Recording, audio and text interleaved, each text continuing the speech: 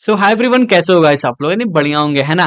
देखो, बहुत सारे लोगों ने मुझे कमेंट किया था, सर फ्लटर के ऊपर एक वीडियो बनाई है, फ्लटर हमको सीखना है, फ्लटर में समझ में नहीं आता है कहाँ से स्टार्ट करना है, कहाँ से क्या चीजें सीखनी है। तो आज के इस वीडियो में हम बात करने वाले हैं फ्लटर डेवलपमेंट के बारे में कि आप फ्लटर डेवलपर कैसे बन सकते हैं, फ्लटर आपको सीखना कैसे है। देखो, फ्लटर एक ऐसा लैंग्वेज है, ऐसी चीज है जिसमें आप iOS एंड एंड्रॉयड दोनों में एप्लीकेशन बना लेते हैं।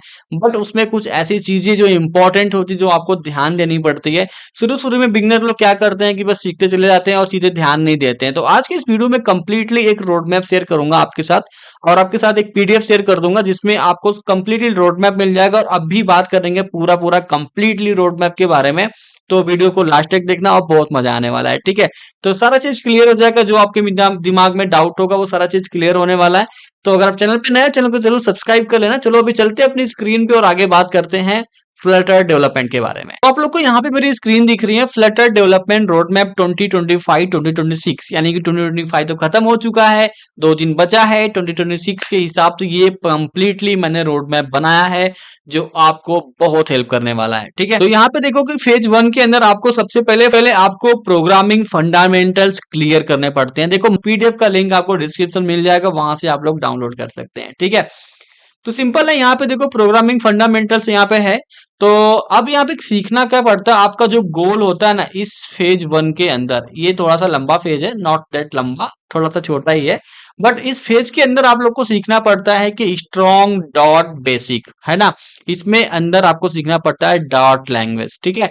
अब इसमें जो बेसिक चीजें होती है, जैसे कि वेरिएबल सीखना है, डेटा टाइप्स क्या होता है वो सीखना है। बेसिकली आपको पता होगा, अगर आपने जीएस का कोर्स किया होगा या सी सीखा होगा, सी प्लस प्लस या जावा या पाइथन कोई भी लैंग्वेज किए होंगे, तो ये सारी चीजें तो आप लोग को आती ही होगी, ठीक है। डार्ट लैंग्वेज के अंदर आपको सीखना पड़ता है conditional and loops, functions, oops concept, class, object, inheritance कैसे काम करता है, ये सारे चीज। एंड डार्ट लैंग्वेज आपको मस्ट है कि सीखना पड़ता है। और उसके अंदर है नल सेफ्टी, ये सीखना पड़ता है, कलेक्शन सीखना पड़ता है, लिस्ट सीखना पड़ता है, मैप सीखना पड़ता है, सेट सीखना पड़ता है।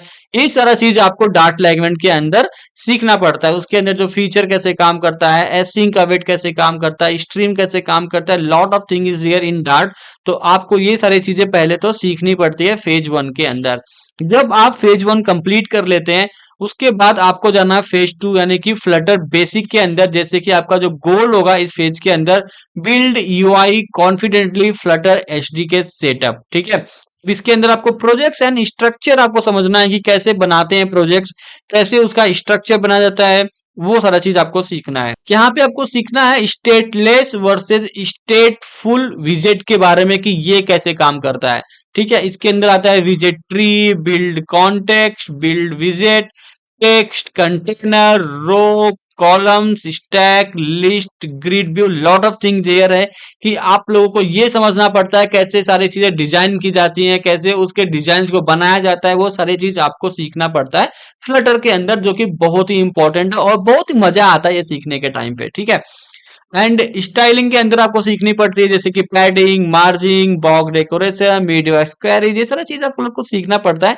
और आप लोगों ने वेब तो सीखा ही होगा, है ना, वेब डेवलपमेंट सीखा होगा। अगर आप लोगों ने नहीं सीखा कोई बात नहीं, जैसे सीएसएस में सारी चीजें होती है वैसे यहाँ पे भी होती हैं, ठीक है। थोड़ा सा अलग तरीका होता है, दैट्स ऑल। अब इसके बाद जैसे आपने फेज 2 कंप्लीट कर लिया, उसके बाद आपको मिनी प्रोजेक्ट्स बनाने, जैसे कि लॉगिन यूआई बना लो, प्रोफाइल यूआई बना लो। एंड फेज 3 यहाँ पे आपका स्टार्ट हो जाएगा। फेज 2 के अंदर आप यहाँ पे सारा चीजें कंप्लीट कर लिए। फेज 3 के अंदर आप आओगे तो जैसे कि लेआउट, नेविगेशन बार पे काम करोगे, थोड़ा सा कॉम्प्लेक्स होता है। तो यस, ये फेज 3 के अंदर है, ये सीखने के बाद आपको यहाँ पे आना है। उसके बाद आपको रिस्पॉन्सिव चीजें बनानी, जैसे कि नेविगेशन बार बनाना होगा, नेविगेटर डॉट पुश बनाना होगा, पॉप बनाना होगा, नेम राउट्स बनाने होंगे, ऐप बार बनाना होगा, ड्रॉवर, बॉटम, नेविगेशन, ये सारे टॉपिक्स हैं जो आपको यहाँ पे कंप्लीट करने पड़ते हैं। फॉर्म्स हो गया, वैलिडेशन हो गया, एसेट्स हो गया, बहुत सारी चीजें जो आपको मिलेंगे फेज 3 के अंदर, ठीक है। अब इतना कंप्लीट करने के बाद आपको आ जाना है मल्टी स्क्रीन ऐप। एक एग्जांपल है, जैसे मैंने बताया इतनी सारी कंप्लीट आपने कर लिया, तो आप एक ऐसा एप्लीकेशन बना सकते हैं, ठीक है। या तो ये कंप्लीट करने के बाद आपको आना है फेज 4 के अंदर, जैसे कि state management is very important, क्योंकि स्टेट के अंदर बहुत सारी चीजें स्टोर होती हैं, उसको यूज करते हैं। That is very very important जब आप फ्लटर डेवलपमेंट करेंगे तो यहाँ पे आपका जो गोल होता है, सबसे पहले स्केलेबल ऐप से बनाना है। स्टेट के चीजें समझनी है बहुत डिटेल में। तो आपको प्रोवाइडर समझने हैं, रिवर पुट जो ट्रेंडिंग में चल रहा है वो समझना है, ब्लॉक चलना है, क्यूबिट समझना है, व्हेन टू यूज विच मतलब क्या कब कैसे यूज करना है। तो यहाँ पे देखो जो प्रोजेक्ट्स आप बनाओगे जैसे कि टू डू लिस्ट हो गया, नोट ऐप हो गया, स्टेट मैनेजमेंट से आप यह सारी चीजें कंप्लीट करते हैं, क्योंकि स्टेट हमेशा चेंज होता है, ऐड होता है, चेंज होता है, तो वो आपको समझना पड़ेगा। फेज 4 के अंदर, फेज 5 के अंदर हमारा होता है backend and API integration, that is very very important. तो इसमें आपको सीखना पड़ता है डायनेमिक चीजें कैसे काम करती हैं, रेस्ट एपीआई इंटीग्रेशन कैसे काम करता है, जेएसएन पार्सिंग क्या होती है, एरर हैंडलिंग कैसे करते हैं, ऑथेंटिकेशन कैसे करते हैं, लॉग इन साइन अप कैसे काम करता है, पेजिनेशन डायनेमिकली कैसे चेंज होता है। तो उसके बाद एक प्रोजेक्ट आप बना सकते हो प्रोडक्ट लिस्टिंग का ऐप। ओके, देखा होगा ई कॉमर्स में, तो प्रोडक्ट लिस्टिंग का ऐप बना सकते हैं।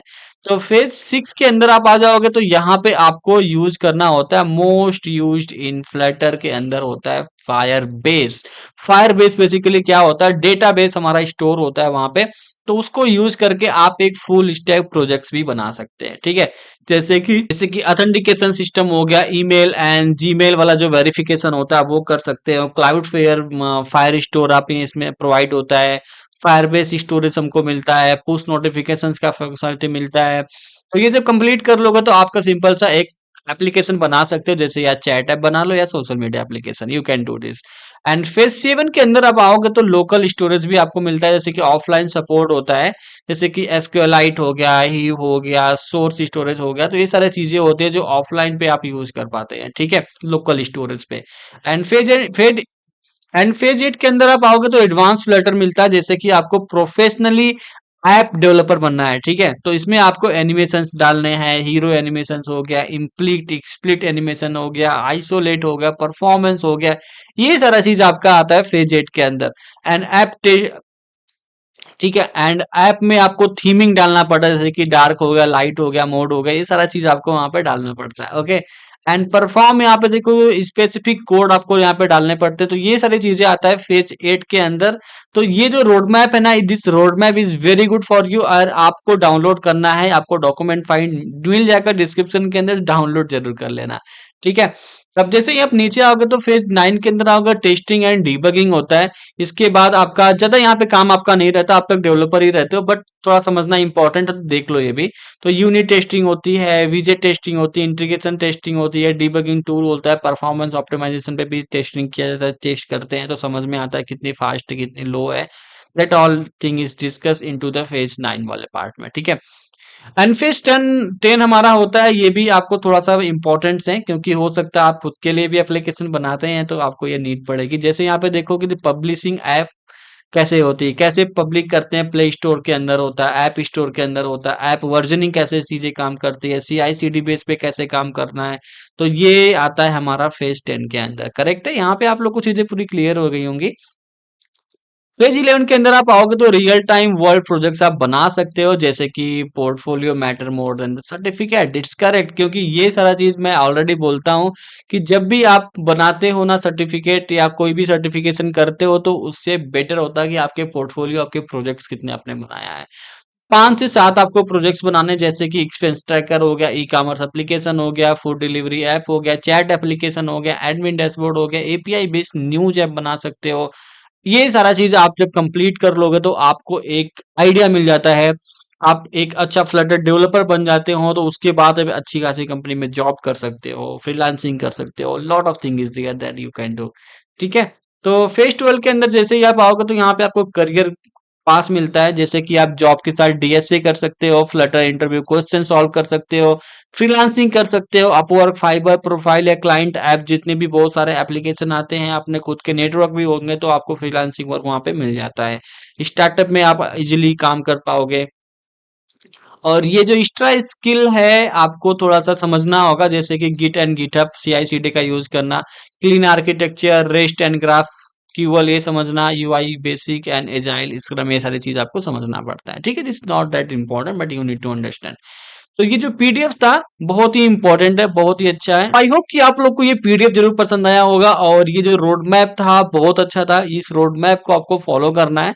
एंड डेफिनेटली एक बार आप डॉक्यूमेंट है डिस्क्रिप्शन के अंदर वो डाउनलोड कर लेना। उस डॉक फाइल में कंप्लीटली रोड मैप दिखा हुआ है, लिखा हुआ है, तो आपको सारा चीज आराम से मिल जाएगा। ठीक है, और चैनल पे नए हो, चैनल को सब्सक्राइब जरूर कर लेना। सो मिलते हैं चलो नई टॉपिक के साथ नए वीडियो में, तब तक के लिए बाय बाय।